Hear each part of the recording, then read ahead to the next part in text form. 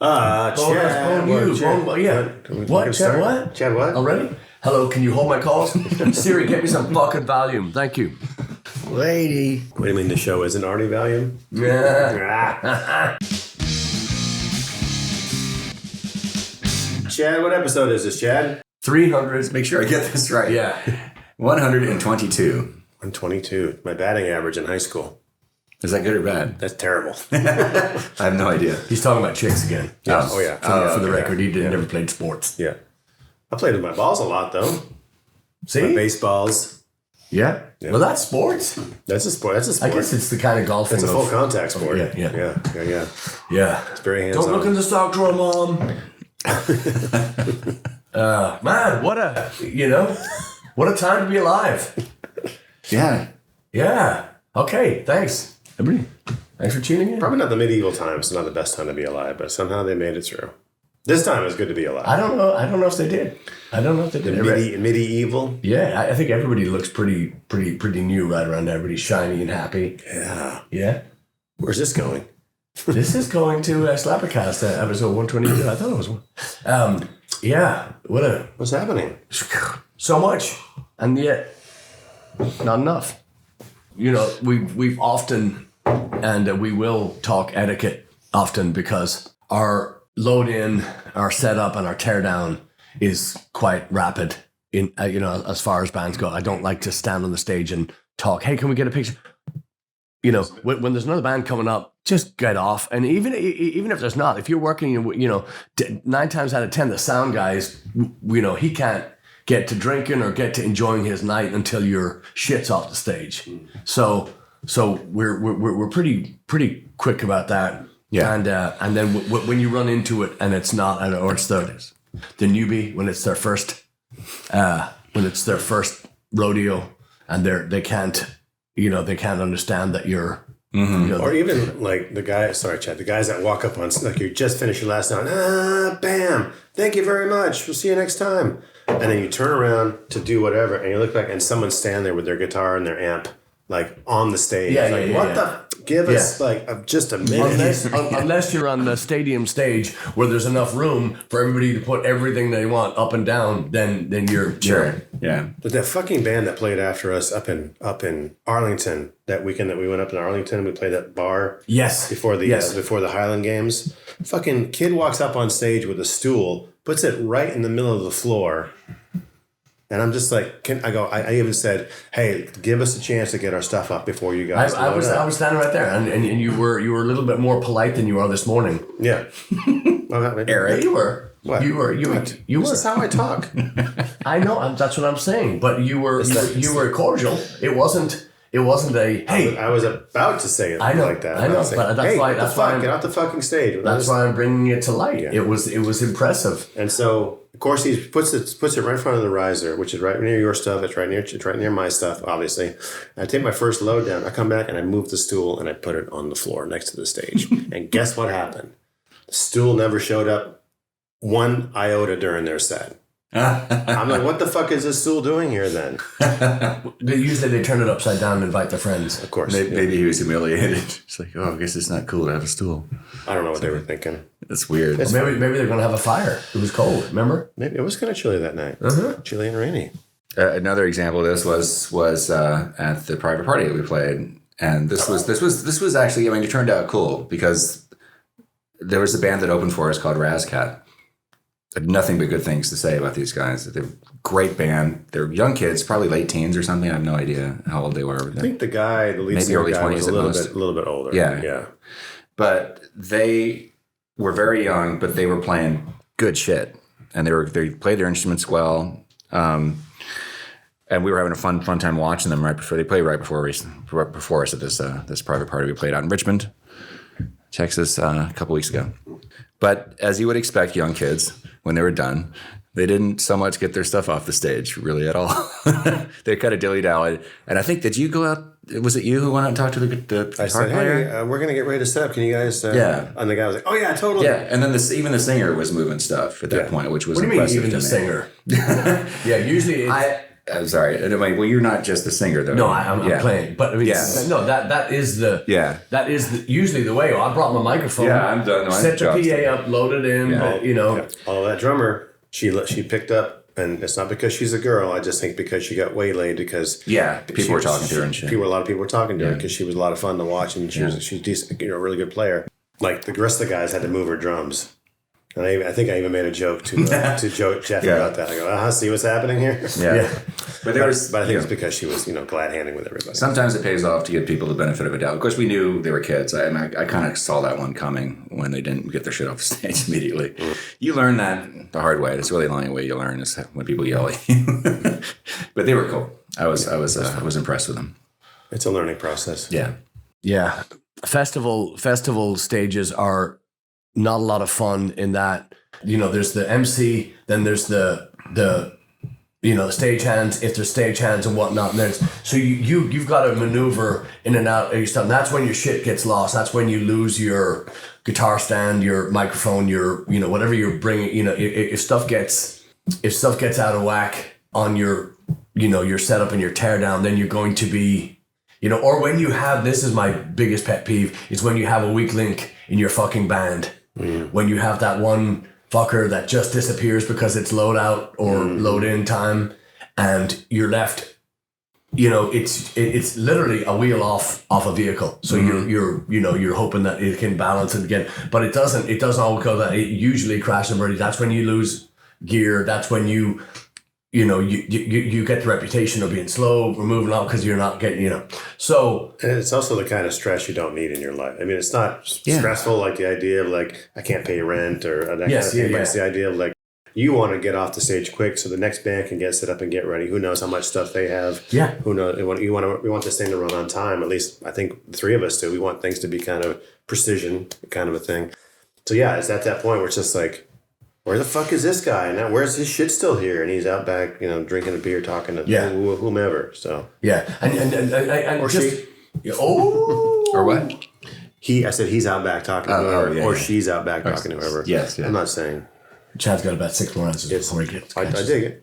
But the other thing that just just drives me to the end of sanity is the people that will walk up on the stage and. Like you were talking about the drummer that's coming up and he's putting his stuff in front of yours. Now there's nowhere to go 9 times out of 10, right? Because the stage isn't. So, but then there's the other person that goes, hey, my uncle's in a band. I swear to God, that can fucking wait.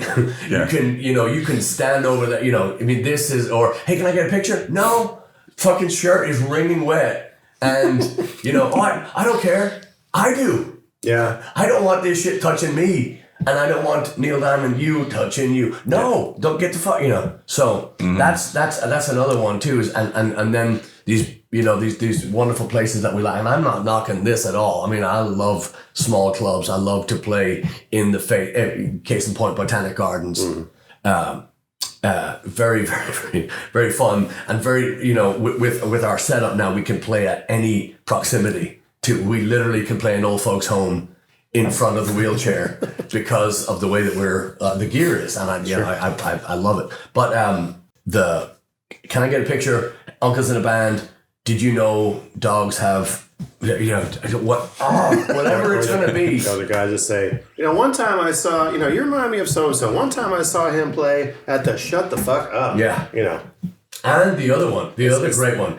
Hey, if you got, and again, I'm gonna share credit with my good friend Kent Newman on this one, because we, like SlapperCast, go through this stuff all the time. But the two things, and this has been bitched about since the beginning of time. But Kent Newman and I have talked about this so many times. But it's you guys are pretty good. Kent Newman's response. I kind of appreciate that. Yeah. And again, you don't want you're the best band ever. I don't want to see anybody else. You don't want that. You want honesty, Yeah, a little rough, but fun, energetic. I don't care, That's good. I know I fucked up. I know I jump around and miss stuff.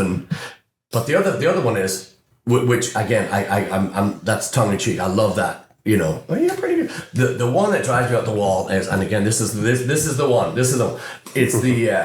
It's the man. If you played this song, this particular song, whatever it is, this place would go nuts. And you know what? No, it wouldn't. And yeah, I know what you think. I know what's in your head. Mm-hmm. I know what you're thinking, but that's not how it works.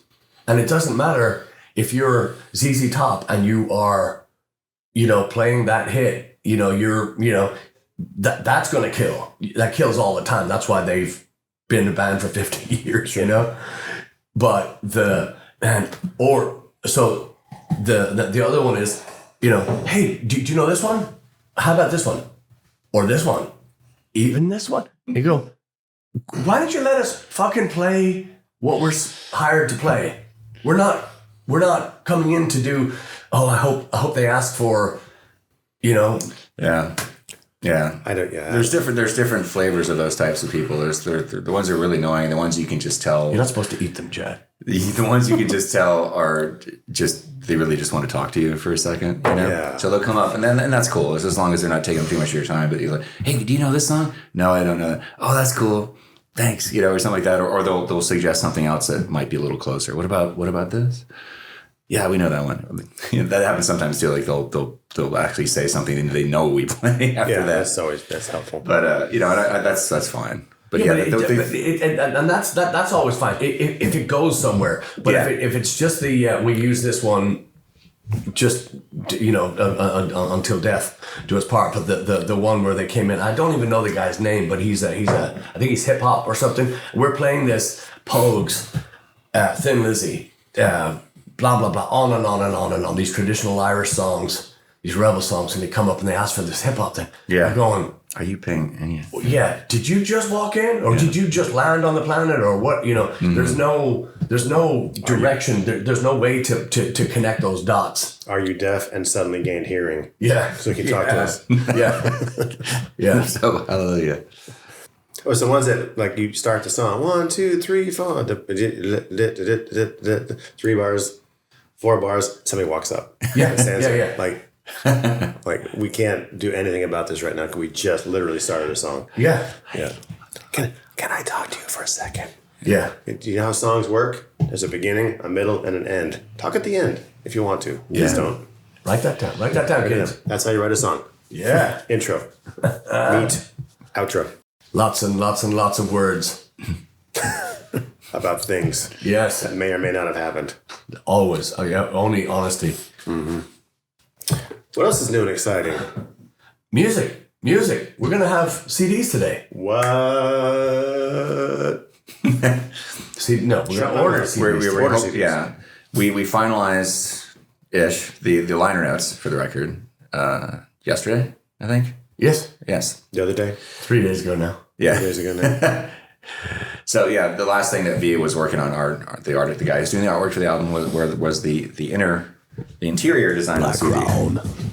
Yeah, so that is done now, and we just have one little last touch we're going to put on it today, and then hopefully we'll be able to. It's not hopefully; it's going out today. So we're ordering the CDs today, and they will not be very, very long in the making, so we'll have them in hand rapidly. The vinyl will take a little bit more time, which I'm thankful for, because it wasn't as dire as it was going to be initially. We were going to have to wait till, we thought, October to have them in hand. I think we're going to have them in hand for September. Which is wonderful news. And also we're announcing today that we're playing Scotch Fest in Broken Arrow, Oklahoma, just outside of Tulsa. My birthday week. Yes, that's right. Yeah. That's right. 22? 26? 7? 27. Yeah. Let's say 27. Let's go 27. Yeah, Harry says 27. Well, 26 it'll be my half-life. Yeah. Yeah. Mathematically. You all figure that out. Yeah. Okay. Carry the one. So, bingo. Yeah, so we're doing that. That's going to kick off our tour, and I didn't misspeak, but the way I typed the announcement on my page was that we were I'd signed with Screwball that day, and I finalized the leg up. Leg up. Love it. Not the leg down. Leg the down is leg a up. whole other thing. Yeah, we're doing the leg down, and we're in the process of that. Meaning, we're going all the way from Oklahoma all the way up to Portland, Maine on the leg up. The leg down. All right. So we're working on currently. So we have Castle Theatre. We have Scots Fest, which is a 3-day festival, which I cannot wait to do. And I'm going to have to do some slight retractions on my Oklahoma banter. Some of our friends are going to be there. Yeah, including Michael Coakley. Oh, nice. From Weston. Tell them more. So then we go to Bloomington, Illinois, Castle Theatre. We're going to go to Harrisburg, Pennsylvania. I'm talking to Dale today, who's a friend of the Outsiders. Thank you, Outsiders. Thank you, Elvirus. And thank you for hooking us up there. And then we're going to either Philly or New Jersey. We're up in the air right now. We're hoping it's going to be New Jersey now because that's the Irish weekend. And then that's going to be Thursday in either. And then Friday is... Concord, New Hampshire. Yes. Old stomping grounds of Slick here. And Capital City. Yes. So that's a wonderful theater. I cannot wait to play that one. We're playing that with the Outsiders. So yeah. And then we go to Portland to Tino's. Back to Tino's. Yeah. So and we may do Sunday. We may play Sunday in and around New Hampshire. We're talking to some different places. So we may all fly back down and run very, very quickly to New Jersey to play Sunday again. So fair enough. So there you go. And then we're going to be working on the way back. We're going to try to zigzag our way back and all in time to show up for the Weston Irish Festival, which we are just ecstatic to announce that we haven't been invited yet. Don't know if they're going to take us, but no. Yeah. Last we talked to him, he said it was almost 100% certain it was going to happen. I'm pretty sure it will. Yeah. But he usually takes Michael a while to get the details for the festival nailed together. Well, it's a lot of work. You know, anybody that any regular watcher or listener of SlapperCast will know that we've had Michael Coakley on before. Yeah. And not only does he own a brewery, you know, and a bed and breakfast and a hotel. And he's a father, husband. I mean, just and a band, and an accordion player, singer, a phenomenal singer, one of the best classically trained singers I've ever heard. Insane. Just don't tell him this, but I don't like him. So jealous. So Michael is up to his eyes, and his partner Corey is in on this too. Corey Weinfurt. But these people are 7 days a week, 24 hours a day. They do not rest, and then they take time online to battle the punters, you know, for the I don't want to wear a mask. Well, you kept to wear a mask. So they've been fighting as well as, you know, doing all the stuff that they do. So we got that. So the tour, the CD, coffee. We got more coffee than Juan Valdez. Oof. Yeah, or two Valdez. I don't know. We're gonna have. That's good. You saw that. I like that. Thank you. Yeah. But we're going to. So before we'd ordered it, we had Sienna and John Mania. Sorry, June. You're gone. They've. Can you cut that out? They've do a voiceover. Yeah. June. Narnia. Yeah. Get those stupid computer voices that are all over the internet now. You see this shit? Like people will type in something on a stupid video and they'll have some kind of voice dictate it. Yeah, it annoys the hell out of me. Shit. Just say the words. Yeah. Anyway, sorry. Yeah. No, good. No, I like it. I don't know what you're talking about. Showing my age. Yes. Goddamn kids and their goddamn tiki-talkies. Anyway, sorry. No. June. So coffee. So Nania Arts, who are they're responsible for our Omaha tour as well. They do not talk about not sleeping. They have been not only our lifeblood in Omaha. You know, they've helped us with house concerts and promotion, blah blah blah. They're incredible. But they came up with the coffee thing. Now we pick the coffee. They have it made. We've now donated with Blaggards Brew. We have donated over 500 cups coffee or juice or whatever water. They're focusing on water right now, which makes the coffee. Just in case you didn't know, so thanks to people that have been buying this coffee. It's buy a cup, give a cup. We have been. They told me so. Today is Tuesday. I think last Wednesday they told us that we had gone over the 500 cup bottle whatever mark. Excellent. Oh, cool. So yeah, so it was really. It's really good, and the coffee is excellent. We couldn't be happier with it.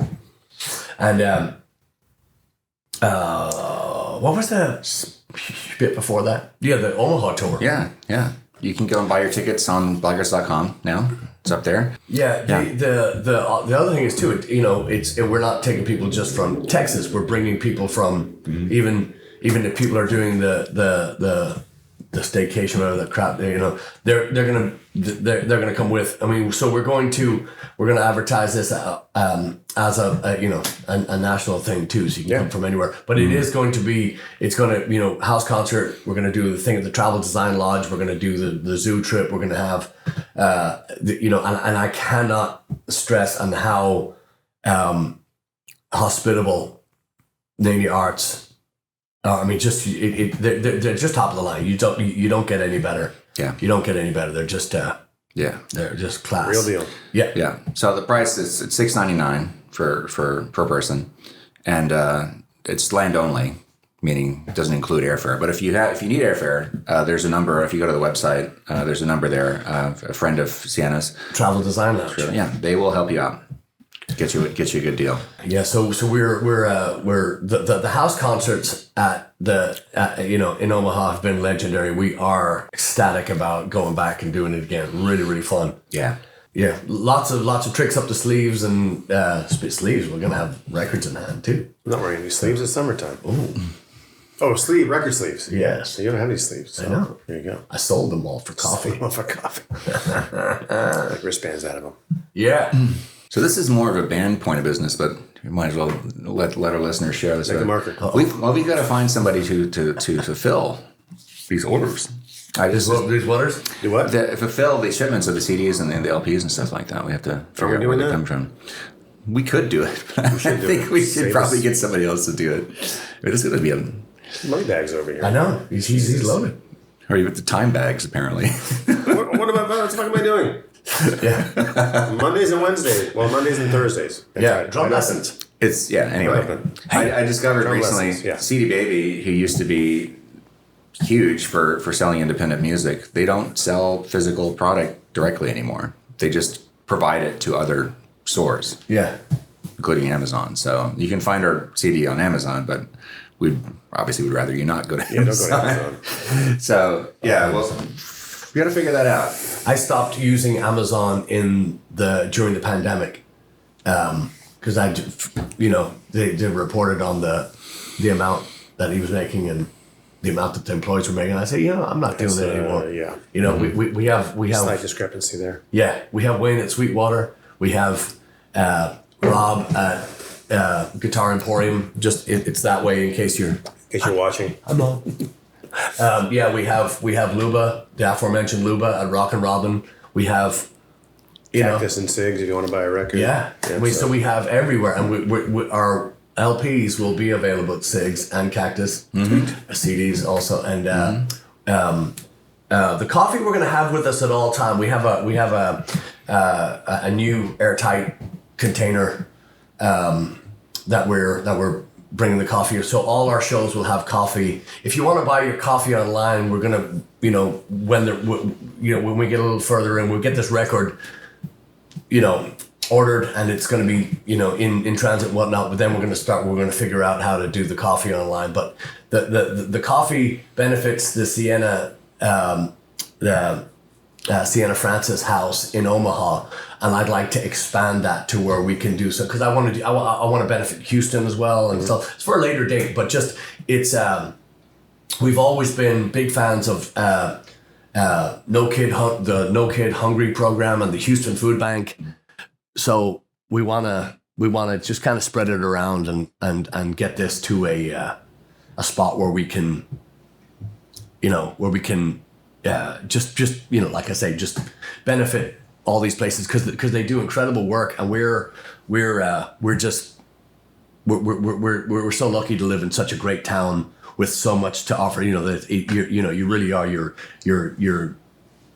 just being a complete bleep this cunt if you don't give back, you don't help out. Mm-hmm. So we're but I do want so I wanted to ask you, this is completely off beeline. Let's go. I asked what have you been listening to lately? What's been on your nothing? No, well, I mean, go check and go first. Mostly just the same old shit. I haven't really made an effort to go. That's nice. Yeah, I have certain playlists I listen to for certain purposes, like when I'm in the shower. What's happening there? It's a kid show. I have a couple playlists that I've put together that I sing along to, that I think songs I know are good for my voice. Yeah. And there's Neil Finn of Crowded House is somebody who's closest to my range that I know in the professional sphere. So I have a playlist of Crowded House and solo Neil Finn stuff that I listen to a lot. Anything? Just stuff for my students, really. That's right. My students are. I got one. Bruce from Connecticut he's got a David Bowie show coming. Hi, Bruce. So, I like Bruce. Yeah. So we've been doing some David. He's playing drums on Golden Years and some other David Bowie song I can't remember. And then I got a 11-year-old who is, according to the book, we're into offbeat patterns like which lend itself to disco. So I said, hey, let's learn some Bee Gees. So we're looking at some of the Bee Gees stuff, and I told his mom, I'll make sure it's not too risque, because some of the disco stuff can be a little bit sexy, and the Bee Gees stuff is not, thank goodness. So yeah, he's learning Night Fever. And he's learning. I can't remember the other. Jive talking. Whatever. Staying alive. No, that one's got too much like extra snare stuff. I want to keep it just as straight, as straight as beat as possible, so you can kind of figure it out. So yeah, and then that's kind of it. I asked that because I had my own agenda, but because recently I'd been listening to Madness. I had a ska phase back in my teens, my early mid-teens, and I started listening again to Madness, and found out that they had been working again. They had been working quite a lot, and they've been fan favorites now at some of the bigger festivals in England and Europe. And it took me back. It knocked me down, took me back. It's the chloroform. The surprise sex of music. It was I found myself transported back to childhood and to this music that it's really simple on the surface, but when you get down into and again it's not technical. It's not, because one of my questions for you, Eric C. Hughes, was what's one of the most challenging. And not students, not ability. I just mean, what would be some of the more challenging drum things to teach when your guy comes up and goes, hey, I want to learn System of a Down. I want to learn. That's a difficult question to answer, because, as Stuart Copeland says, the hardest thing to play is which it is. I mean, it's hard to play that well. Yeah. Anybody can play drums. I mean, you hit the drum, it makes a sound. That's the easiest thing about drums, is that it's not like you have to learn to put your finger somewhere or get your mouth just right to play a trumpet or whatever. And I think the hardest thing to teach is actually improvisation. Oh God, yeah. I'd like to teach someone how to do a drum fill. Yes. So even if it's just a 4-beat or 2-beat or a 4-beat drum fill, that's probably the hardest thing for me to teach. Learning beats and grooves, it's just a question of okay, it goes like this, or like System of a Down stuff is kind of intricate, or any kind of metal thing. Yeah, what about like Slipknot, where they have all that percussive? Something like that, you have to kind of really focus on what are just the drums doing, understanding that there's all this even the Golden Years song by David Bowie. Listen to that song, and there's hand claps that come up every now and then. And my student was like, yeah, there's all this extra stuff going on. And when I listened to it, I was like, well, no, what's really happening is the drummer's playing 16th notes on the hi-hat, and the drum beat is just boom, da, 1, 2, 3, 4, with a couple random little fills here and there. But he's playing 16th notes, which is super subtle, but your ear hears something else going on, and it's just that. And then the hand claps and the weird little melodica or harmonica sound that's going on. I think it's melodica, right? I forget. It's some weird instrument. And, the guitar and the bass, stuff like that. So something like Slipknot, you have to really kind of focus on what are the drums doing, because there's all that extra. Have you listened to a lot of Slipknot? No. Okay. I've heard enough. Yeah. Yeah. Because what I really like about that band is some of their stuff goes too far afield in the, just the industrial sounds and blah blah blah. Yeah. The stuff the stuff I really like about Slipknot is their ability to write a hook. They do write incredibly, and something people might not know or care, but Corey Taylor is an insane vocalist. Yeah. I mean, range and lyric content too was beyond. My daughter was, she probably still is, but she was a huge Slipknot fan. She's Rammstein now, but the Slipknot stuff was just. Yeah. We listen to it on the way to school and I go, now, don't kill anybody today. She's well, I'll think about it. But in really cool stuff. But that's a good answer, because I often think of, when I hear somebody like Brian Downey, who's all soul to me, he's pure feel. He's such a colorful drummer, I always think that must be difficult to teach. Because he plays that hat all the time. A Whiskey in the Jar, there's 18,402, whatever they're called. But you can teach anybody notes. You can teach them, this is how it goes. This is what it looks like on the page, or this is how it goes. But feel just comes with experience and time, and either you have it or you don't. And some of my students can really feel their way through stuff. Some are still just trying to figure out just how the mechanics of it work.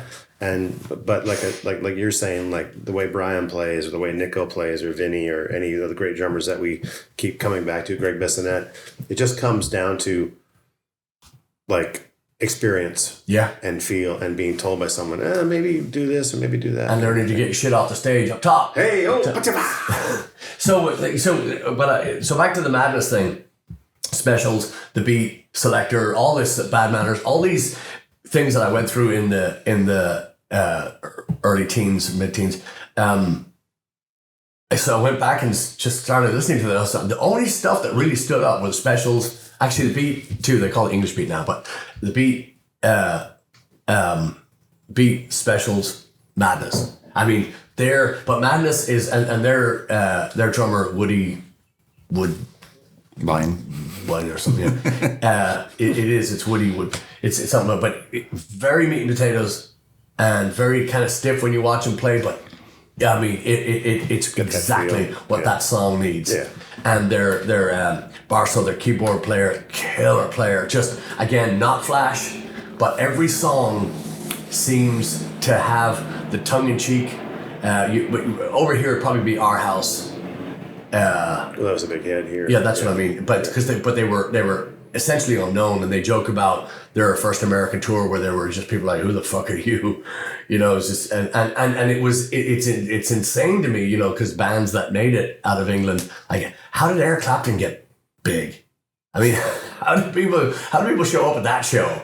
We know why. Cream. Yeah. No, fucking blues. Yeah, I know. But I'm just saying. White people music. Yeah.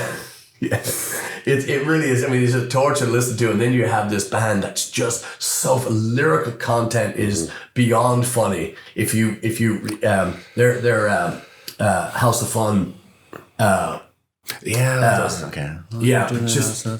just incredible. And they always reminded me of Monty Python, because they always had that kind of circus sounding keyboard thing going. Yeah. But their their sax player is beyond. Well, we just look up some of their most recent concert footage, and they're just an incredible live act.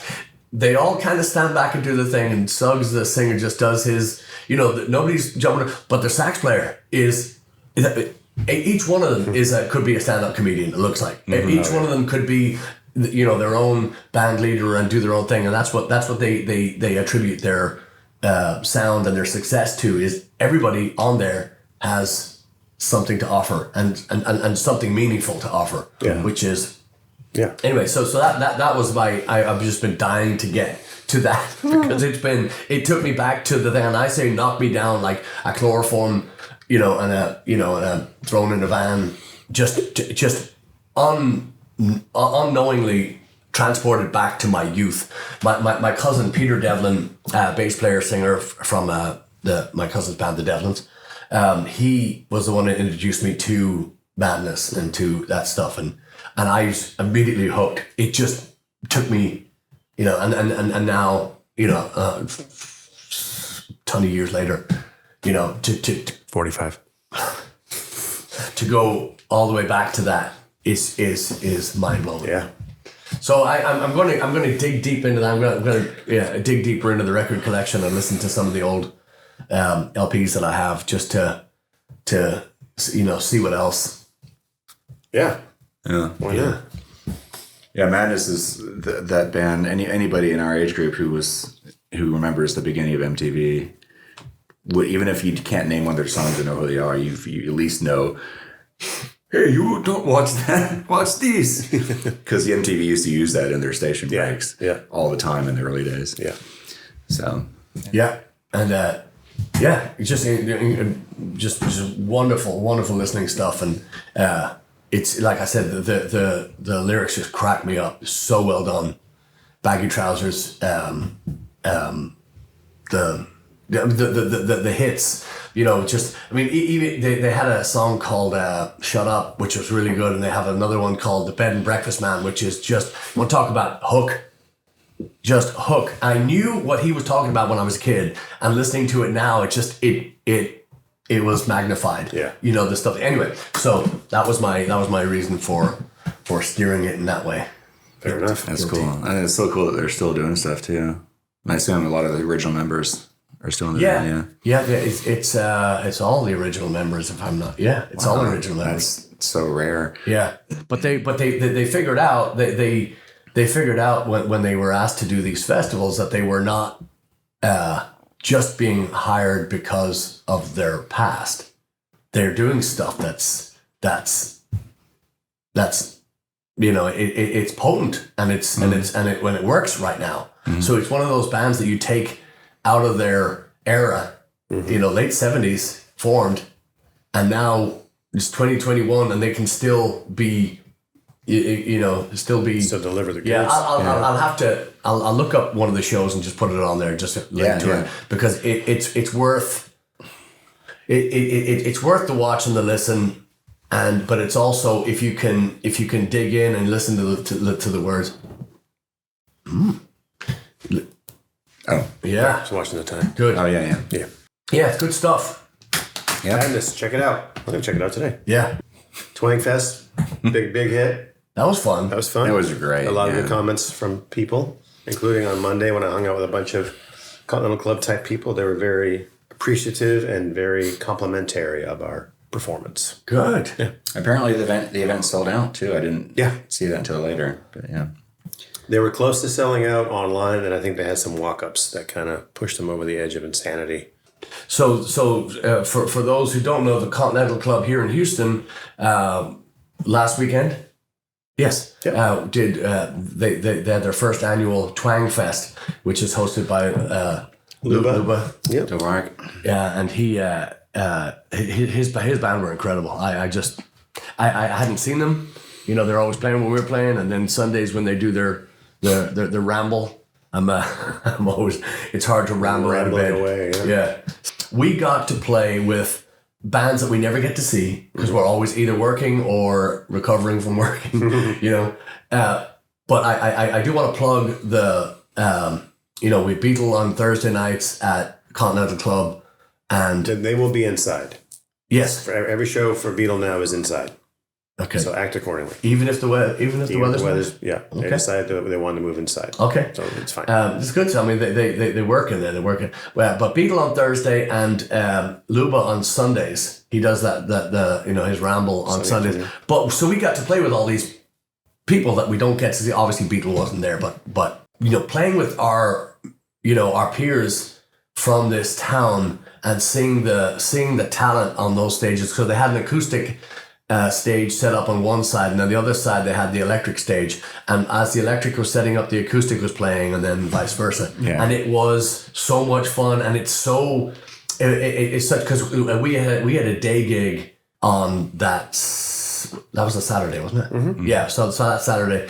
And so we got there, we went straight from the day gig, loaded our PA, got in the van, went straight over there, unloaded, got to the show. So we got to watch a bunch of the bands. But I have to tell you, if you're in the Houston area, if you're close to the Houston area, you need to do yourself a favor and come out and see some of these local bands, because Charlie and the Regrets were incredible. Mm-hmm. Mighty York is always exceptional. He's not just a friend, but he's a guitar god. Mm-hmm. And his band is never lacking. Yeah. Alan, Alan Hill. Yeah, Alan was great. I mean, So Alan, we all know Alan from the Alan Oldies, which is it's a landmark here in Houston. It really is. It's its own. But he's written a bunch of.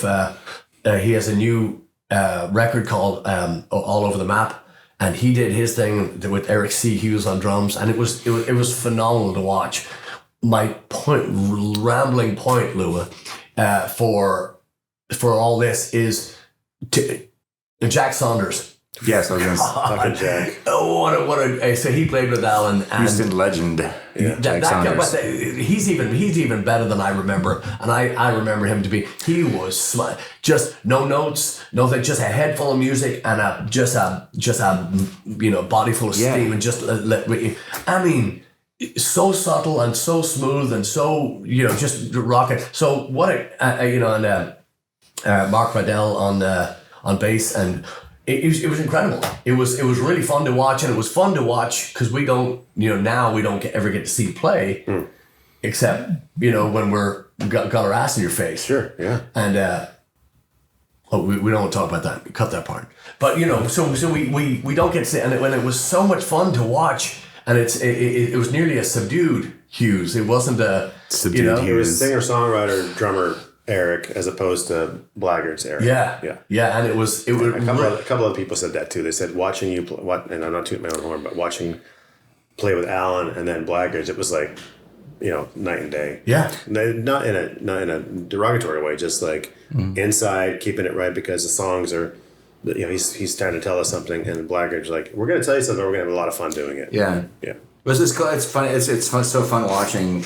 That's the second time now I've seen Alan, both of you play with Jack, and for different people. I keep forgetting the guy's with Randy name. Weeks. With Randy Weeks. Yeah.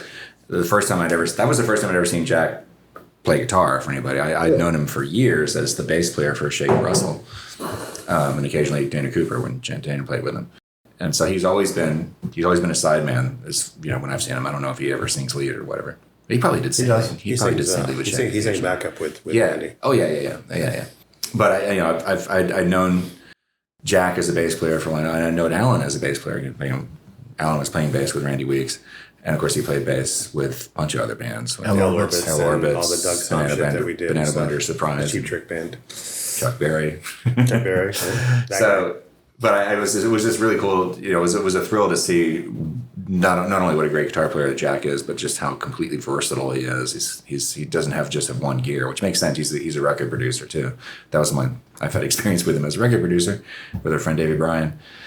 Also I knew Alan was a great bass player, but when I see him doing his solo stuff and he's playing guitars, he's a really great guitar player as well. He's got some interesting solos. The riffs and stuff he comes up with are really kind of interesting and thoughtful and just unusual.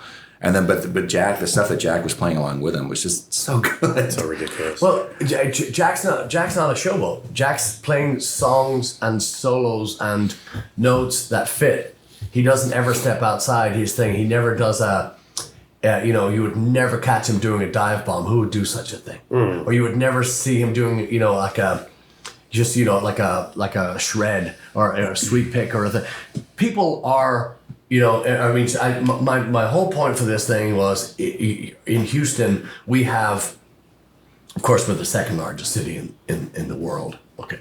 America. But we are, it's just, this town is just filled with just such incredible players. And that was the thing. We were standing there going, we have to follow all this crap. We have to get up on the stage and follow this. And it was not, when they say hot stage, that means the band before you left you gotta bring your own fire. You gotta bring, and it was a joy. So, Houston area or wherever you are, come to Houston. We have music, we have live music, we have great music. Yeah. And the Continental Club is, it's just so such a wonderful room and, such great friends. So to recap, we're glad you're here.